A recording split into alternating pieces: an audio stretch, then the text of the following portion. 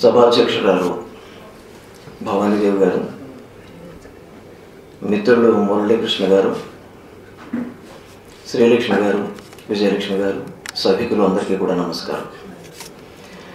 చాలా కాలం తర్వాత ఇటువంటి సాహిత్య కార్యక్రమంలో పాల్గొంటున్నాను. సుమారుగా 10 సంవత్సరాలు దాటిపోయి ఉంటుంది. మనం పరిణామ క్రమాన్ని ఒకసారి పరిశీలిస్తూ ఉంటే ఎన్నో కొత్త కొత్త మార్పులు ఈ ప్రపంచంలో మనకి అనునిత్యం కూడా కనిపిస్తూ ఉంటాయి. ముఖ్యంగా ఒక మనిషి యొక్క జీవితం పెరుగుతూ ఉండే కొద్దీ, వయసు పెరుగుతూ ఉండే కొద్దీ భవబంధాలు గట్టిపడతాయంటారు. బంధాలు ఇంకా బాగా బలంగా తయారవుతూ ఉంటాయని చెప్తారు.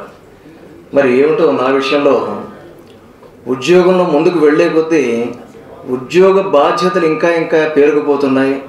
ఆ బంధాల్లో ఇరుక్కుపోతున్నాను, బయటికి రాలేకపోతున్నాను. ఇదే ప్రధానమైనటువంటి వృత్తి అయిపోయింది తప్ప నా ప్రవృత్తులన్నింటినీ కూడా మర్చిపోయేటువంటి పరిస్థితి వచ్చింది. ఇందాక ఏవో చెప్పారు, ఏవో రాస్తానని, పాడతానని, అవన్నీ కూడా ప్రవృత్తులు.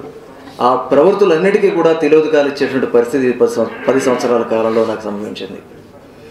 సరే, ఏది ఏమైనా ఈరోజు చాలా సంతోషంగా ఉంది. ఒక చక్కటి కార్యక్రమానికి నన్ను పిలిచారు. తిరిగి మళ్ళా 10 సంవత్సరాలకు ముందు జరిగినటువంటి కొన్ని కార్యక్రమాలని మననం చేసుకోవడానికి ఒక అవకాశం దొరికింది.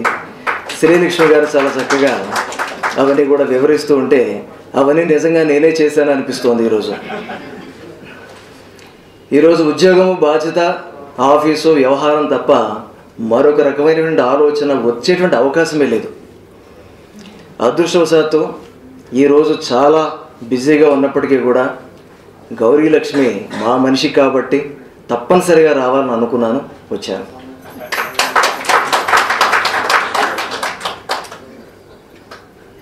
మరి ఆవిడ సాహిత్యం గురించి నేను చదవలేదు, ఆమెతో పరిచయం కూడా చాలా స్వల్పం.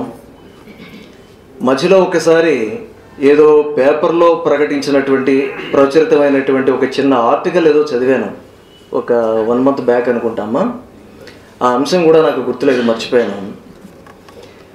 తర్వాత ఈ పుస్తకం ఇచ్చిన తర్వాత, ఈ పుస్తకం కంటే ముందు జాగృతి పత్రికలో కథకు బహుమతి వచ్చిందని చెప్పి చాలా సంతోషంగా చెప్పినప్పుడు నేను కూడా చాలా ఆనందపడ్డాను. మా ఆఫీసులో పనిచేసినటువంటి ఒక అధికారిని, ఒక ఉద్యోగి ఇటువంటి సాహితీ వ్యవసాయంలో కూడా పంటలు పండిస్తున్నారని చెప్పి చాలా ఆనందపడ్డాను, చాలా సంతోషించాను. నిజానికి వేదిక మీద ఉన్నటువంటి ముఖ్యంగా కవయిత్రులు, రచయితలు వీళ్ళందరూ కూడా విధి నిర్వహణ చేస్తూ ఉద్యోగ బాధ్యతలను చాలా సమర్థవంతంగా నిర్వహిస్తూ కూడా అనేక రచనలు చేయడం అనేటువంటిది చాలా అపూర్వం. శ్రీలక్ష్మి గారి కంటే ఆవిడకి వృత్తి ప్రవృత్తి అదే. ఆవిడ రాయడంలో, ఆవిడ మాట్లాడడంలో, ఆవిడ కవితలు రాయడంలో ఎటువంటిది పెద్ద ఆశ్చర్యం లేదు. కానీ ఇక్కడ ఉన్నటువంటి మిగిలిన ఇద్దరిని గురించి నేను ఇప్పుడు మొట్టమొదటిసారిగా వారితో నాకు పరిచయం. విజయలక్ష్మి గారు ఒక చాలా చక్కటి సమర్థవంతురాలైనటువంటి అధికారినిగా పనిచేస్తూ కూడా అనేక కథలు రాసి అనేక బహుమతులు పొందారని చెప్పి తెలిసింది. అలాగే భవానీదేవి గారు, వారు కూడా అంతే.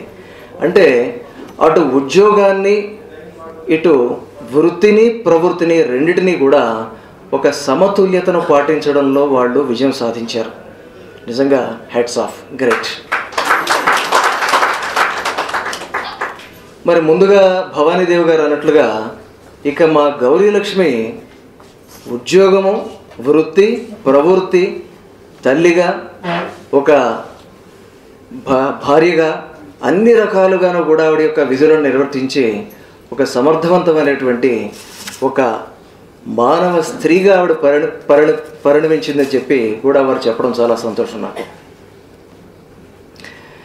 మరి వారు స్పృశించినటువంటి అంశాల గురించి మాట్లాడితే, ఎందుకంటే వారు నేను పుస్తకాన్ని చదవలేదు కాబట్టి కథల గురించి నేను మాట్లాడలేను.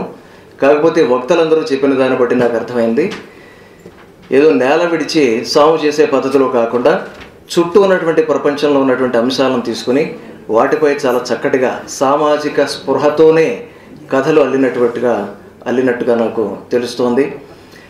వారు చదివి వినిపించినటువంటి విజయలక్ష్మి గారు కానీ, లేదంటే మురళీకృష్ణ గారు కానీ చదివి వినిపించిన కథలన్నింటిలోనూ కూడా అంశాలు చాలా సామాన్యమైనటువంటివి, చాలా సాధారణమైన అంశాలు. కాకపోతే వాటిని ఒక విభిన్న కోణంలో పరిశీలించి ఆవిడ అనుభవాన్ని జోడించి రాసినటువంటి కథలు అవి తప్పకుండా ప్రజల యొక్క మన్ననను పొందుతాయి, ఎటువంటి సందేహం లేదు. ఎప్పుడైనా ఎదురుగా ఉన్నటువంటి దృశ్యాన్ని ఎదురుగా మనం చూస్తున్నప్పుడు ఒకలా కనిపిస్తూ ఉంటుంది, అదే పక్క నుంచి చూస్తే మరోలా కనిపిస్తూ ఉంటుంది, సో పైనుంచి చూస్తే మరోలా కనిపిస్తూ ఉంటుంది. దృక్కోణ దృశ్యాలు అంటారు దీనికి, ఇంగ్లీష్లో స్పెక్ట్రోవిజన్ అంటారు. అంటే కంటి కొసల చూపు. ఎదురుగా చూస్తే ఒకలా కనిపిస్తూ ఉంటుంది దృశ్యం, పక్క నుంచి ఇలాగా ఏటవాలుగా చూస్తుంటే అదే దృశ్యం మరో కోణంలో కనిపిస్తూ ఉంటుంది. సో ఈ స్పెక్ట్రోవిజన్ అనేటువంటిది తప్పనిసరిగా ప్రతి రచయితకి కూడా కావాల్సినటువంటి లక్షణం. మరి ఆ లక్షణంతోనే గౌరీ లక్ష్మి గారు రచనలు చేసినట్టుగా మరి వక్తలందరూ కూడా తెలియజేస్తున్నారు, చాలా సంతోషం. మరి ఈరోజు తెలుగు సాహిత్యం గురించి మనం మాట్లాడుకునే చాలా చక్కటి అవకాశం కలిగింది. మరి మనమంతా ఇంచుమించుగా ఒక జనరేషన్లో ఉన్నాం. మరి మన పిల్లల మాట ఏమిటి, వాళ్ళ పిల్లల మాట ఏమిటి, వాళ్ళు ఇటువంటి సాహితీ రంగంలోకి ప్రవేశించగలరా, ఇటువంటి సాహిత్యాన్ని వాళ్ళు అలరించగలరా, ఆస్వాదించగలరా, రాయగలరా, కొనసాగించగలరా? చాలా పెద్ద ప్రశ్న ఇది. ఈరోజు తెలుగు భాషను మర్చిపోతున్నటువంటి పరిస్థితి. ఎటు చూసినా కూడా అంత వెస్ట్రన్ కల్చర్లో మనం కొట్టుకుపోతున్నాం. ఆ ప్రవాహంలో వెస్ట్రన్ కల్చర్ కూడా కావాలి, పూర్తిగా వద్దని చెప్పటం లేదు. ఇంగ్లీషు భాష మీద కూడా మంచి పట్టు ఉండాల్సినటువంటి సమయం ఇది. కానీ తెలుగు భాషను, మాతృభాషను మర్చిపోవడం అనేటువంటిది ఏమాత్రం కూడా సమంజసం కాదు. కాబట్టి నా రిక్వెస్ట్ పెద్దలందరికీ కూడా పిల్లల్ని తెలుగు భాషలో చదివించండి. అంటే ఇంగ్లీష్ వద్దని కాదు, తెలుగు భాష పట్ల మమకారం పెరిగేలాగా తల్లిదండ్రులు ప్రవర్తించినట్లయితే తప్పనిసరిగా పిల్లలు కూడా తెలుగు భాష పట్ల మమకారాన్ని పెంచుకుంటారు. నా వరకు మా పిల్లలిద్దరికీ చిన్నతనం నుంచి కూడా సంగీతంలో శిక్షణ ఇప్పించాను. అలాగే వేదాలు కూడా నేర్చుకున్నారు, వేద సూక్తాలన్నీ కూడా నేర్చుకున్నారు. ఒక 15-16 సంవత్సరాల వయసు వచ్చే వరకు అనర్ఘణంగా వేదాలు పఠించేవారు. చాలా కార్యక్రమాలు చేశారు వాళ్ళు, అనేక బహుమతులు పొందారు. ఈరోజు వాళ్ళంతా పెద్దవాళ్ళు అయిపోయారు. ఎప్పుడన్నా ఒరే ఒక వర్ణం పాడరా అంటే, వర్ణమా అంటే ఏమిటి డాడీ, అంటే ఏమిటి డాడీ అని అడుగుతున్నారు.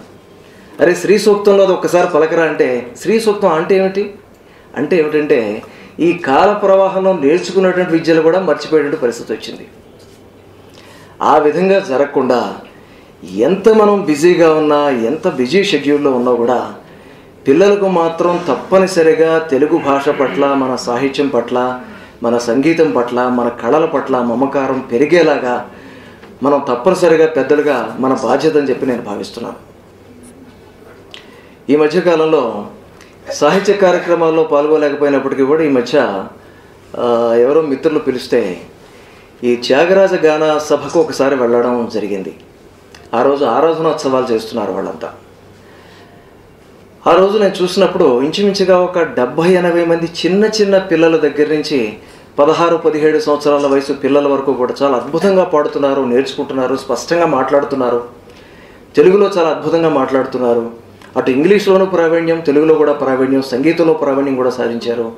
అది చూసిన తర్వాత నాకు చాలా సంతోషం కలిగింది. అంటే మన సంస్కృతి, మన సాంప్రదాయాలు డెఫినెట్గా ఖచ్చితంగా ముందుకు వెళ్ళేటువంటి అవకాశం ఉంది, కొనసాగేటువంటి అవకాశం ఉంది. కాకపోతే కొద్దిగా మీ చేయూత కూడా అవసరమైనటువంటిది నా అభిప్రాయం.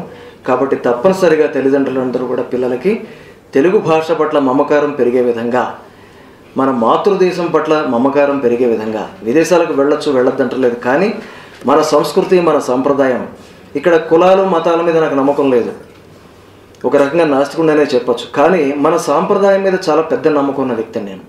సాంప్రదాయం వేరు, కులం వేరు, మతం వేరు, వీటన్నిటికీ కూడా చాలా తేడాలు ఉన్నాయి. ఇప్పుడు ఆ చర్చ అనవసరం. కానీ మన సాంప్రదాయాలు సుమారుగా 6000 నుంచి 10,000 సంవత్సరాలకు పూర్వం నుంచి మనం సంపాదించుకున్నటువంటి ఒక ఆస్తి. ఇది జస్ట్ లైక్ దట్ ఏదో ఒకరోజు వచ్చినటువంటి ఆస్తి కాదు. ఇది మన సాంప్రదాయాలు అనేటువంటివి. ఎందుకంటే ప్రపంచంలో ఎక్కడా కూడా నాగరికత లేనటువంటి సమయంలో ఇండస్ వ్యాలీ సివిలైజేషన్ భారతదేశంలో పరిడి వెళ్ళింది. ఆ ఇండస్ వ్యాలీ సివిలైజేషన్ 10,000 అంటున్నారు, అది 20,000 కూడా ఉండొచ్చు. యథమిద్దంగా ఇప్పటిదాకా ఎవరు చెప్పలేకపోయారు ఇండస్ వ్యాలీ సివిలైజేషన్ యొక్క ఏజ్ ఎంత అనేటువంటిది. నేనైతే 10,000 సంవత్సరాల కంటే కూడా ముందు నుంచే ఉన్నట్టుగా నాకు అనిపిస్తూ ఉంటుంది. అటువంటి సంస్కృతి ద్వారా మనము సంపాదించినటువంటి ఈ విజ్ఞానం తప్పనిసరిగా దీన్ని మనం ప్రోధి చేసుకుని దీన్ని కాపాడుకోవాలి, మరింతగా దీన్ని కాపాడుకుని ముందుకు తీసుకెళ్లాల్సిన అవసరం ఉంది.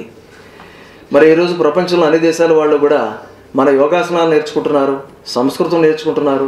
సంస్కృతం మీద ఎక్కడో చాలా దేశాల్లో పరిశోధనలు జరుగుతున్నాయి. భారతదేశం వచ్చి కూడా వాళ్ళు నేర్చుకుంటున్నారు. మరి ఇటువంటి సాంప్రదాయాలను మనం ఎందుకు విడిచిపెట్టాలి? నేను కులం గురించి మతం గురించి మాట్లాడలేదు, సాంప్రదాయం వేరు. కాబట్టి ఈ సాంప్రదాయాలన్నీ కూడా కొనసాగించవలసినటువంటి బాధ్యత మనందరి మీద ఉంది. మన పిల్లలకు వాటికి నేర్పించాల్సినటువంటి అవసరం ఉందని చెప్పి నేను భావిస్తూ మరి మా గౌరీలక్ష్మి గారిని మనస్ఫూర్తిగా అభినందిస్తున్నాను.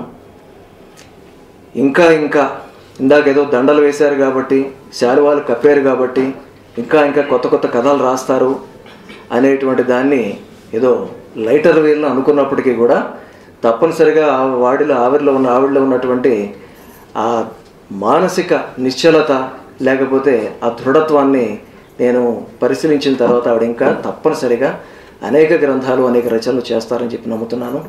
అలాగే వేదికపై ఉన్నటువంటి పెద్దలందరూ కూడా మురళీకృష్ణ గారు, విజయలక్ష్మి గారు, శ్రీలక్ష్మి గారు వీరందరూ కూడా ఈ సాహితీ రంగాన్ని మరింత ముందుకు తీసుకెళ్తారని భావిస్తూ మరి ఇటువంటి చక్కటి అవకాశం ఇచ్చినందుకు మీ అందరికీ కూడా మనస్ఫూర్తిగా కృతజ్ఞతలు తెలియజేసుకుంటూ సెలవు తీసుకున్నాను. Thank you very much.